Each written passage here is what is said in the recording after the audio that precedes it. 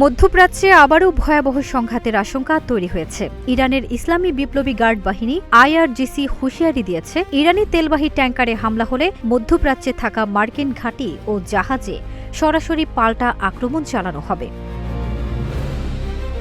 ইরানি গণমাধ্যম বলছে, ওমান উপসাগরে যুক্তরাষ্ট্রের হামলায় দুটি ইরানি ট্যাঙ্কার ক্ষতিগ্রস্ত হওয়ার পরই এই হুমকি আসে। ওয়াশিংটনের দাবি, জাহাজ দুটি ইরানের বন্দর অবরোধ অমান্য করেছিল। অন্যদিকে তেহরান বলছে, যুক্তরাষ্ট্রই পরিস্থিতিকে আরও বিপজ্জনক করে তুলছে। ইরানের পররাষ্ট্রমন্ত্রী আব্বাস আরাগচি অভিযোগ করেছেন, পারস্য উপসাগরে মার্কিন সামরিক তৎপরতা কূটনৈতিক সমাধানের সম্ভাবনাকে দুর্বল করছে। এদিকে হরমুজ প্রণালী নিয়েও উত্তেজনা চরমে উঠেছে। বিশ্বের অন্যতম গুরুত্বপূর্ণ তেল পরিবহন রুট এই প্রণালী কার্যত নিয়ন্ত্রণে নেয়ার চেষ্টা করছে ইরান। এর জবাবে যুক্তরাষ্ট্র চালায় প্রজেক্ট ফ্রিডম নামে সামরিক অভিযান।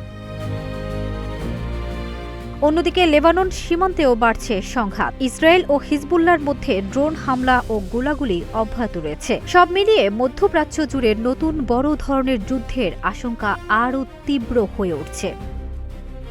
ফারজানা নিকিতা, নাগরিক প্রতিদিন।